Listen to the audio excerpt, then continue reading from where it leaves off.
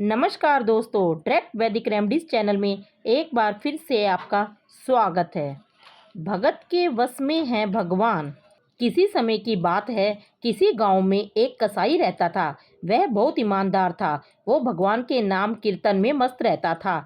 यहाँ तक कि मांस को काटते बेचते हुए भी वह भगवान नाम गुनगुनाता रहता था। एक दिन वह अपनी ही धुन में कहीं जा रहा था कि उसके पैर से कोई पत्थर टकराया। वह रुक गया। उसने देखा एक काले रंग के गोल पत्थर से उसका पैर टकरा गया है। उसने वह पत्थर उठा लिया, वो जेब में रख लिया, यह सोचकर कि यह मांस तोलने के काम आएगा। वापिस आकर उसने उस पत्थर को मांस का वजन तोलने के काम में लगाया। कुछ ही दिनों में उसने समझ लिया कि यह पत्थर कोई साधारण नहीं है।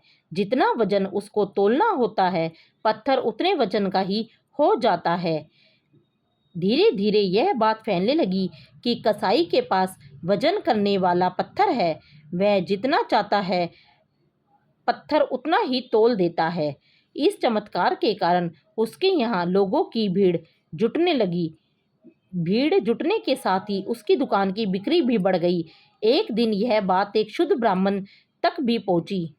हालांकि वह ऐसी अशुद्ध जगह पर नहीं जाना चाहते थे जहां मांस कटता हो व बिकता हो, किंतु चमत्कारिक पत्थर को देखने की उत्सुकता उसे वहां खींच लाई।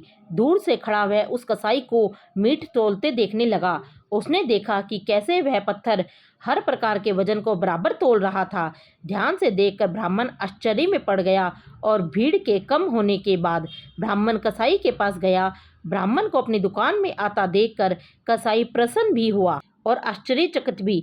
बड़ी नम्रता से उसने ब्राह्मण को बैठने के लिए स्थान दिया और पूछा कि वह उनकी क्या सेवा कर सकता है। ब्राह्मण बोला, तुम्हारे इस चमत्कारिक पत्थर को देखने के लिए ही मैं तुम्हारी दुकान पर आया हूँ, या यूं कहे कि ये चमत्कारिक पत्थर ही मुझे खींचकर तुम्हारी दुकान पर ले आया है। बातों ही बातों में उन्होंने कसाई को बताया कि जिसे पत्थर समझकर वो मांस तोल रहा है, वास्तव में शालिग्राम है, जो कि भगवान का स्वरूप होता है।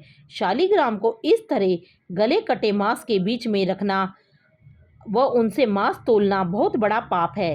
वह कसाई बड़ी ही सरल प्रकृति का भक्त था।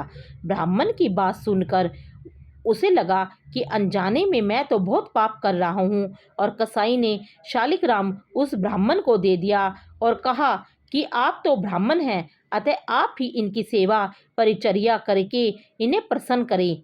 मेरे भाग्य में कुछ सेवा हो तो मुझे अवश्य बताएं। ब्राह्मण उस शालिग्राम शिला को बहुत सम्मान से घर ले आए। घर आकर उन्होंने शालिग्राम को स्नान करवाया, पंचामृत से अभिषेक किया, वो पूजा अर्चना आरंभ कर दी। कुछ दिन ही बीते थे कि उस ब्राह्मण के सपने में शालिग्राम जी आए और कहा, हे ब्राह्मण, मैं तुम्हारी सेवाओं से प्रसन्न हूँ, किंतु तुम मुझे उसी कसाई के पास छोड़ाओ। सपने में ही ब्राह्मण ने कारण पूछा तो उत्तर मिला कि तुम मेरी पूजा अर्चना करते हो, मुझे अच्छा लगता है, परंतु जो भक्त मेरे नाम का गुणगान कीर्तन करते रहते हैं उनको मैं अपने आप को भी बेच देता हूँ। वह कसाई तुम्हारी तरह मेरा अर्चन नहीं करता है, परंतु वह हर समय मेरा नाम गुनगुनाता रहता है, जो कि मुझे अच्छा लगता है, इसलिए तो मैं उसके पास गया था। ब्राह्मण अगले दिन ही कसाई के पास गया। वो उनको प्रणाम करके सारी बात बताई। वह शालिग्राम को उन्हें सौंप दिया।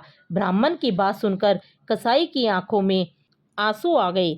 मन ही मन उन्होंने मांस बेचने खरीदने के कार्यों को छोड़ देने की सोची और निश्चय किया कि यदि मेरे ठाकुर को कीर्तन पसंद है तो मैं अधिक से अधिक समय नाम कीर्तन ही करूँगा। और उसके बाद उसने मांस का काम छोड़कर भगवान के एक भजन कीर्तन में लग गया।